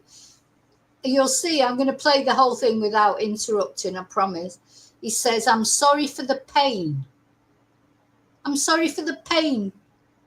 What pain, Stephan? Sorry for the pain I caused. I'm sorry for the pain I brought to everybody. I'm sorry for the pain I caused Madeleine. No, he doesn't say that. He just says, I'm sorry for the pain. I think he just means his pain, that he hasn't got Madeleine to enjoy anymore. Honestly, what a horrible, horrible, hateful man he is. Gordon. No, Your Honor. 25-year minimum mandatory sentence as to the counts requiring a minimum mandatory sentence are imposed.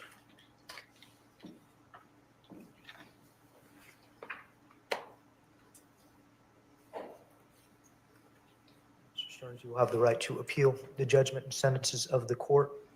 If you wish to do so, you must do so in writing within the next 30 days. If you cannot afford an attorney, one will be appointed for you.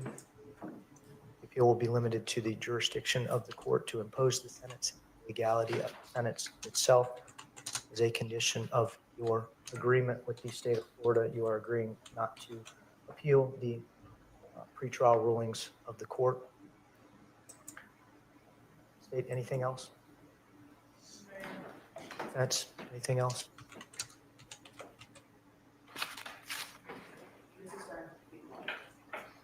Thank you. place Mr. Stearns under, he's been previously placed under oath. Yes, Your Honor, I would like to make a brief statement. I agree that it's not fair that Madeleine is not here anymore. Bastard. Sorry. I still have a hard time contemplating a world where she's not around, a world which feels less vibrant and less colorful than it did before. Yeah, yeah. I've prayed to God countless times to trade places with her, to take me instead. And unfortunately, that's just not how he works. Oh, fuming.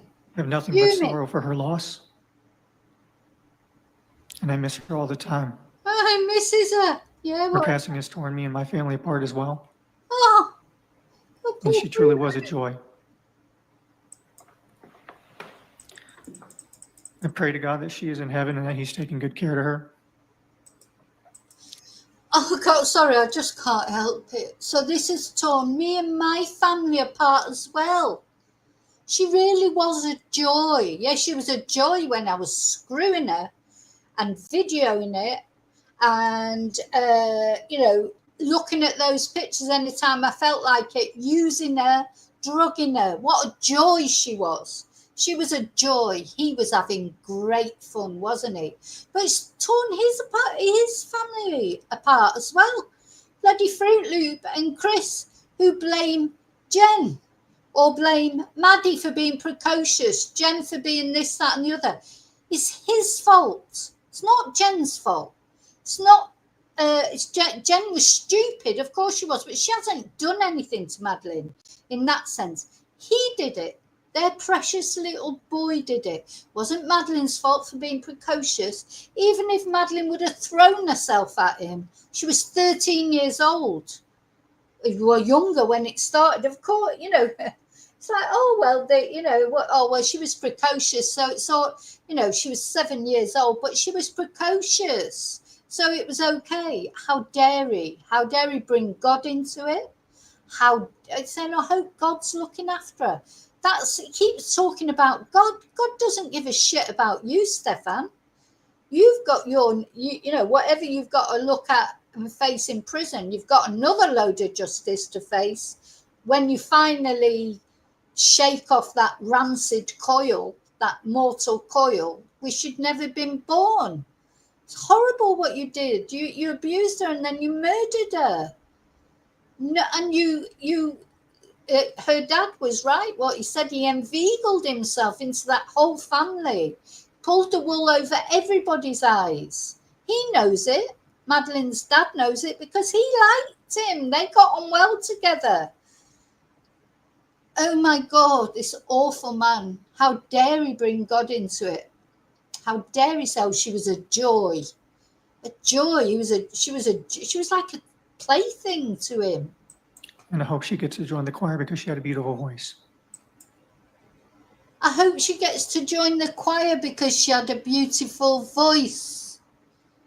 Is that before you throttled the voice out of her when you strangled her, Stephan? So no, we'll never get to know how he killed her because he's just pled no contest. He's never going to say what really happened because he'd be ashamed about it. I hope she gets... What does he think? All the family are going to go, oh, what a lovely thing for Stephan to say. How dare he? And I tell you what, these defence lawyers, they're pieces of shit as well.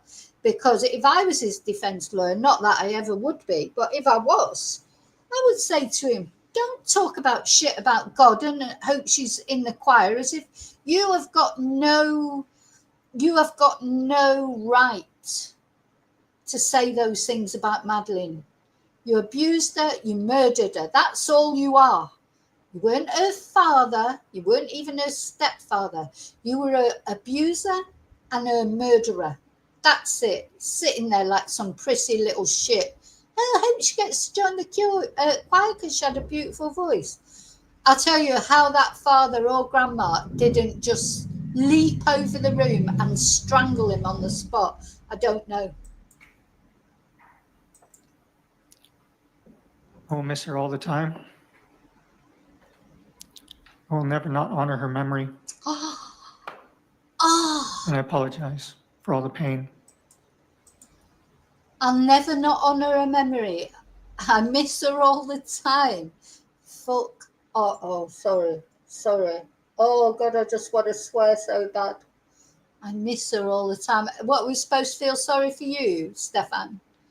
And I'm sorry for all the pain.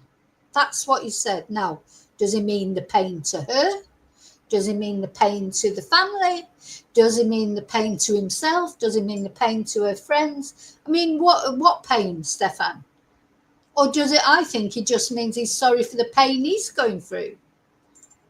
Honestly, I do. I don't think he gives a shit about anyone else, what they're feeling. To Stephan, this is a loss to him, more importantly than to anybody else, because he feels hard done by, but he's never going to say what really happened.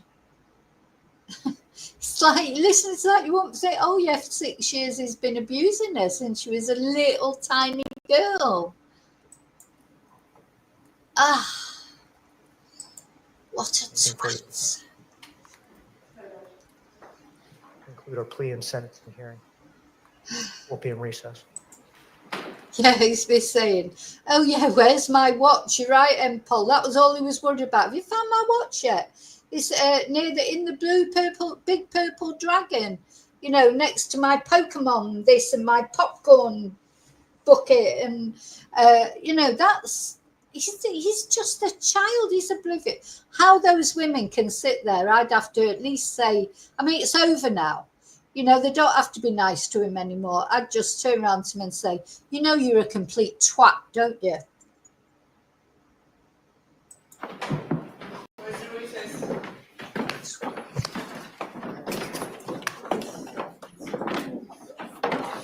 Oh, poor Stephan.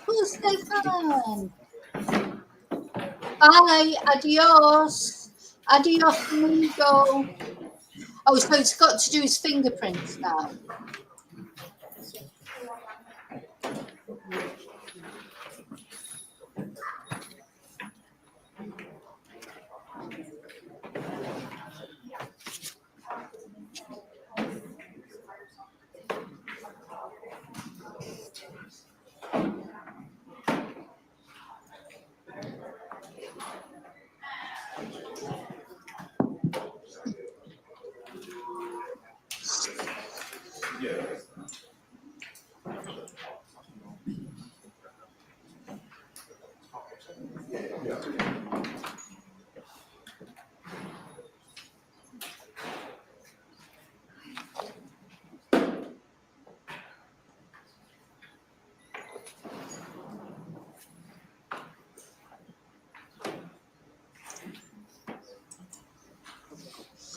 Adios, Stephan.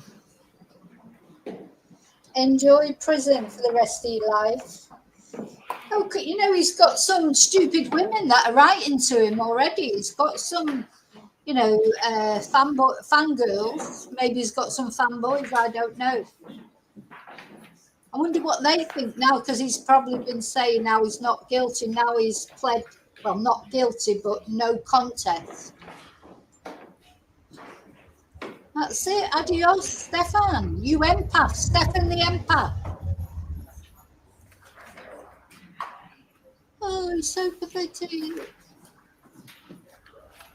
I think these police are very, these guards, they're very restrained as well. The family's been very dignified. They're more dignified. I just don't know. I just couldn't be near him, because I couldn't be responsible for what I would do to him. Pathetic man baby. And he's a parasite. He spent his whole life living off other people. And now he's going to prison. He still doesn't have to do anything. He never worked properly, lived off his mum and dad, and lived off Jen. Proper parasitical person.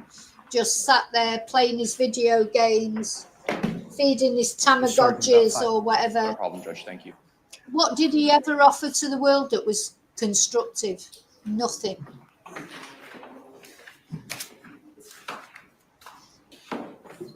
Do Do you remember when he told his mum and dad he was going to let Jesus take the wheel? He said he felt all calm and I'm going to let Jesus take the wheel. He keeps talking about God and Jesus. But do you know what the thing is? You can get forgiven, of course you can. But you can't get forgiven unless you actually admit what you did first. You know, no contest is not admitting what you did.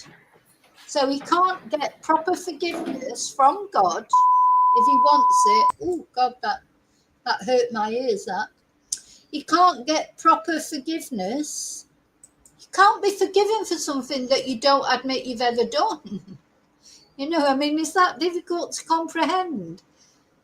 You know, he keeps quoting God and Jesus and that, but he's never admitted what he did, so how can he be forgiven? Anyway, that's him gone. But you know, it's a very hollow feeling, isn't it? Because although it's justice in one way, it doesn't feel like it, does it? Doesn't feel like it because he's done the no contest. But it's good that Madeleine's sort of videos, all these horrible videos of her, and all the details about, you know, her death and everything are not going to be all over the internet. I think that's good. But just feels hollow. Like a Pyrrhic victory, as I say, is hollow inside. It's like he's going to prison. But, you know, he'll have a comfortable life in prison, really, won't he? Unless he does get attacked by inmates or whatever. He'll be in with the other pieces of shit who are also pieces of shit like him, won't he? You know, he'll get his commissary money from his mum and dad or through whatever fangirls who's sending him stuff or whatever. He'll get his Tamagotchis probably and his, what was he asking for? All sweets, wasn't he? And things like that. You know, yeah, it won't be the most uncomfortable life. You know? Oh, exactly. He'll get his commissary. You know, he'll get his phone calls. It's not, nobody wants to go to prison, obviously, but it's not that bad, is it? I mean, he'll get looked after. He won't have to, he's parasitical again. Won't have to pay an electric bill. Won't have to worry where the next big shop, where he's going to get the money for the food. Won't have to worry where he's getting, how he's paying the water bill, or doesn't have to worry about going to work every day, even though he doesn't feel like it. You know, he'd just be cosseted. And if he's ill, he'll get looked after in the prison hospital. You know, probably looked after better than us. Makes me crazy. You know, oh dear. That's exactly what I think Friday. He got that new drug offline. I think he overdosed her. I think he did too. That's exactly what I think. But the only thing that worries me is that, you know, that challenges that view is they did say that she'd possibly been strangled, didn't they? But I don't think he would strangle her. I think he drugged her. He went off waiting for the drug to work like he's probably done 1,000,000 times, but he'd give her too much. That's what I think. But anyway.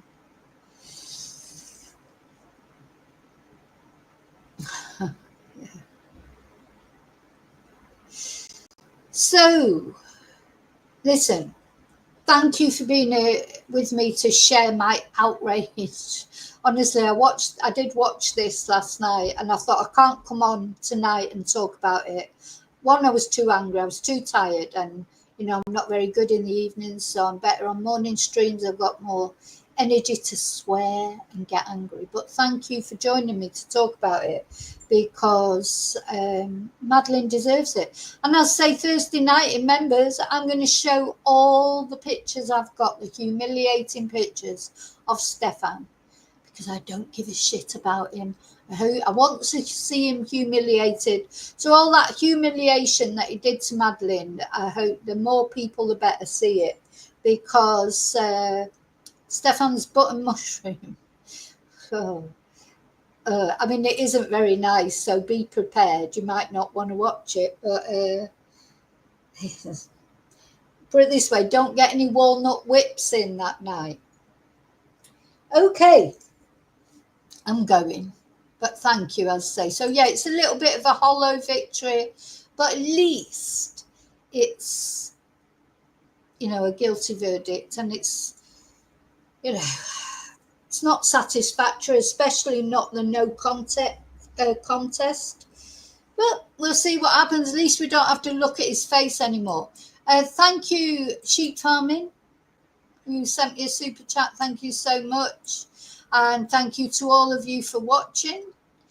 Please don't forget to like and subscribe. I'm going to put up my banner. Thank you so much for caring about Madeleine, this little girl. And you know, you could see from that, she had a big family that cared about her. But they didn't know what was going on. Nobody knew. Stephan knew. Okay, I'll see you really soon in the next video. And until then, may your God go with you. Thank you.